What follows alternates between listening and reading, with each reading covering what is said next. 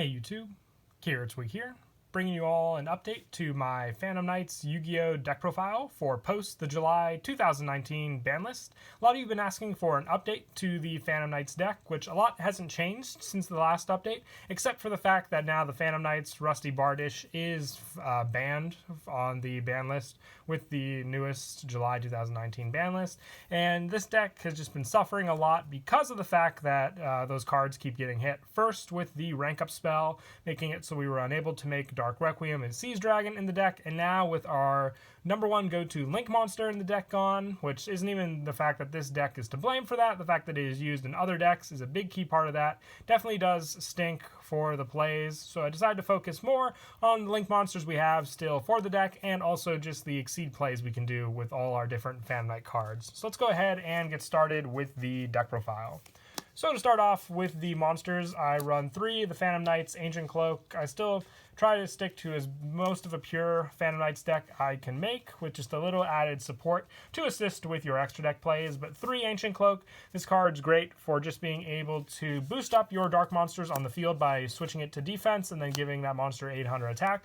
But the big key plays for a lot of your Phantom Knight cards come with the graveyard, being able to banish this card to add a The Phantom Knights card from your deck to your hands. You can search out any of the Phantom Knight monsters, or you can even search out, if it's early game, the Phantom Knights Shade Brigandine, being able to then set this card if you have no traps in your graveyard, and then summon it to the field, and then give you more monsters to use for all of your different plays. So you can also search out Mistclaws, which I'm also trying out, but we'll get to those cards when we get to the trap lineup in the deck. So just having these options for your Phantom Knight cards is a big key plus in the deck. I also run 3, the Phantom Knights of Ragged Gloves. This one, when you use it for an Exceed summon of a Dark Exceed monster, you give that monster 1000 attack, and also you can banish this card from your graveyard to send one Phantom Knights card from your deck to the graveyard. You can only use each effect of Ragged Gloves once per turn, but it has great setup for your graveyard since other Phantom Knight cards have other banish effects, whether it be a special summon effect with the spell or traps, or just having another Phantom Knights monster in your graveyard sent to then use its own effect as well. And I also run 3, the Phantom Knights of Silent Boots. With this one, probably one of the best ones in the deck. If you control a Phantom Knights monster, you can special summon this card from your hand. You can only special summon Silent Boots once per turn this way, and you can banish this card from your graveyard to add one Phantom Knight spell or trap from your deck to your hand. You can only use the effect of Silent Boots once per turn. So with this, being able to use this effect for that special summon, it definitely does come in handy, giving you, if you have Ragged Gloves or Ancient Cloak on the field, you can easily special summon Silent Boots to the field and then overlay the 2 for your Exceed play. Or if it's in the graveyard, you can search out one of the best Phantom Knight cards you have in the deck, which is Fogblade, and then set it onto the field to set up your spell and trap card plays as well with the deck. And then I also run, just for a little more added support with your monsters, I run 3 Junk Forward. If you control no monsters, you can special summon this card from your hand. So going first, it's a big boost as well, being the fact that you can special summon this and then have another Phantom Knight out on the field, and then go for your rank 3 Exceed plays. And or if you don't want to go for that, you can even go for your Assault play, which I still like to run in the deck since we don't have Rusty Bardish anymore to use. That Exceed play, I would say, is the next best play to go for to extend your plays. And keeping in line with the level 3 monsters, I also run 3 Marauding Captain. With this, your opponent cannot target warrior monsters for attacks except this one, and when this card is normal summon, you can special summon one level 4 or lower monster from your hand. So this gives you access to most of the monsters in your deck if you want to go for the Exalt play or the rank 3 play. Just like I said before with your monsters, Marauding Captain definitely does help, since you can also have multiple Marauding Captain in your hand and then go with your Exceed plays, or like I said, Link plays, depending on what you wanted to do with the deck. And then also I run 3 Kagamusha Knight. Just sticking to the Exceed plays is a big help as well, so I decided to run 3 Kagamusha Knight. When you normal summon one level 3 monster, you can special summon this card from your hand. You cannot be used as a synchro material, which we don't synchro at all with the deck anyway, so just having this card along with sometimes just being able to normal summon, let's say Ancient Cloak or Ragged Gloves, having that option available to us is a big key help as well. And for more generic cards, I run 3 Blue Mountain Butter Spy. It's just an easy special summon from the hand. When you normal summon a warrior monster, you just special summon this card from your hand, but it cannot be used as a synchro material. So just another good boost to getting monsters out on the field for you to use. And also I run the 1 Armageddon Knight, just more graveyard setup. By sending a dark monster from your deck to the graveyard, you can send any of your Phantom Knights monsters to the graveyard with this card for that additional boost for your plays, depending on what card you want to send for your banish. And even if you have this card and you can special summon out Blue Mountain Butter Spy, I do run a few rank 4s for the Breaksword play, but even having these 2 cards in the deck gives you an Exceed play that you can make right then and there with those cards.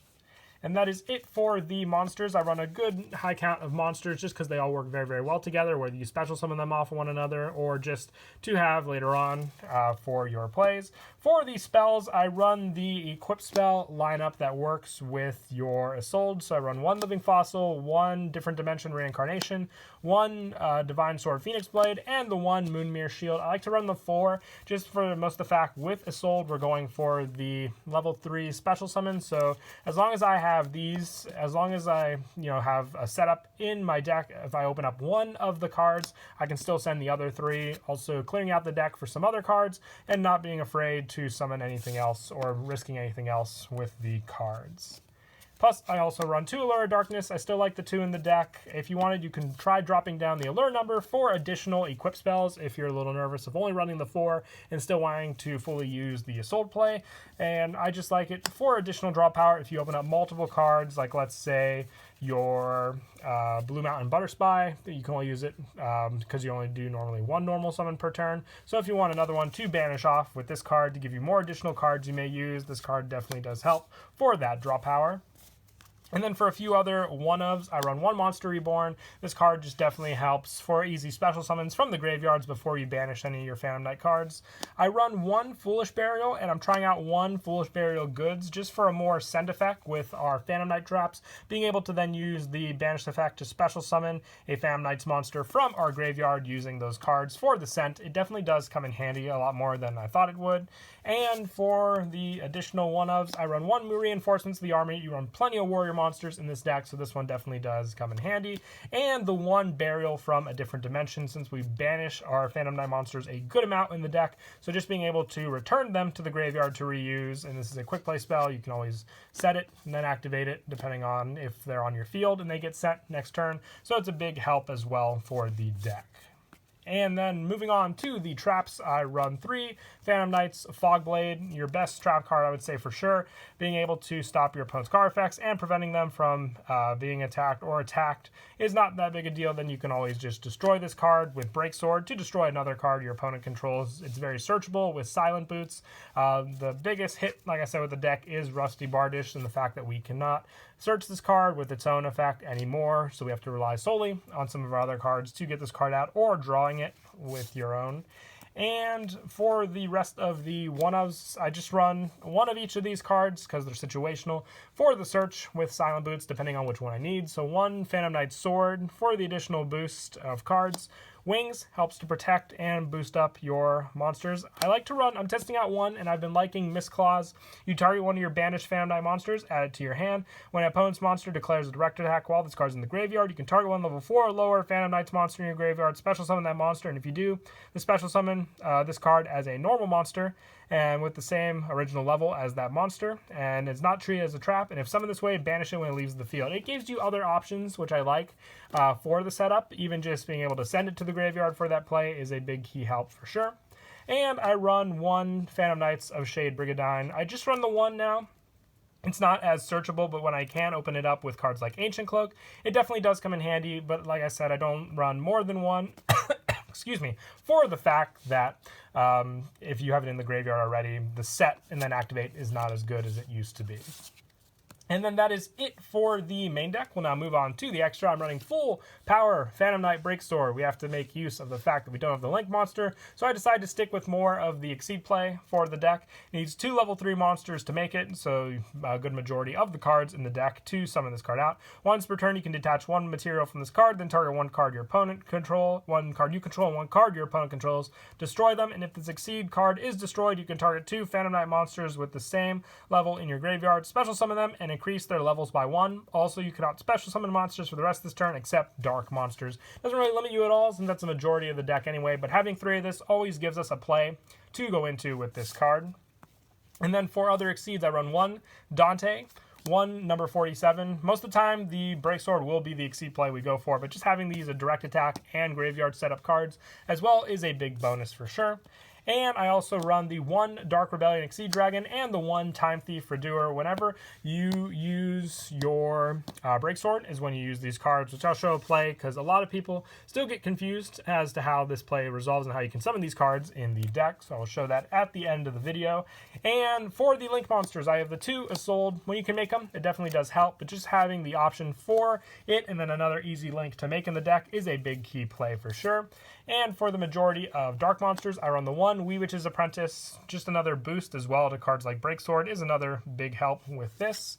And then for just some of the generics, I run 1 Nightmare Cerberus and 1 Nightmare Phoenix. These cards especially do help for the discard, which you can set up in your graveyard as well. Not very keen on their arrows otherwise, just for the fact that you can't summon additional Exceed monsters if they're in the Link monster zone. But I also run 1 Akashic for the fact that we run all warrior monsters, good with the bounce help, and 1 Borreload and 1 Boral Sword Dragon for the fact that we can get a good amount of monsters on the field, so being able to make these is a definite bonus as well. And for the Break Sword play, like I said before, if you have your setup, let's say Ragged Gloves and your Silent Boots, you would summon the Ragged Gloves, special summon Silent Boots off of its own effect, then you overlay the 2 into Break Sword, and what gives you the option to summon the rank 4 monsters on the field is if you detach the 1 and then target the Break Sword and then destroy this and another card your opponent controls, will destroy Break Sword and activate its own effect, letting you special summon 2 Phantom Knight monsters in your graveyard, so then you can special summon the 2 back onto the field, and like his effect says, you increase their levels by 1, making both of them level 4, which then you can overlay into either the Time Thief Redoer or the Dark Rebellion Exceeds Dragon, depending on what you want to go for an attack play, or just make use of Time Thief's own effect. And if you have your Rusty Bardish, you can even summon that onto the field to use for the overlay with Time Thief to give it the additional trap effect as well. But that is it for the deck profile. I hope you all enjoyed. Hopefully this deck doesn't get any more hits than it already has. It needs, what it has now just to make it as fun and competitive as we can so far. But that is it for the deck profile. Until next time, please don't forget to leave a like and subscribe. And Kira Twig out.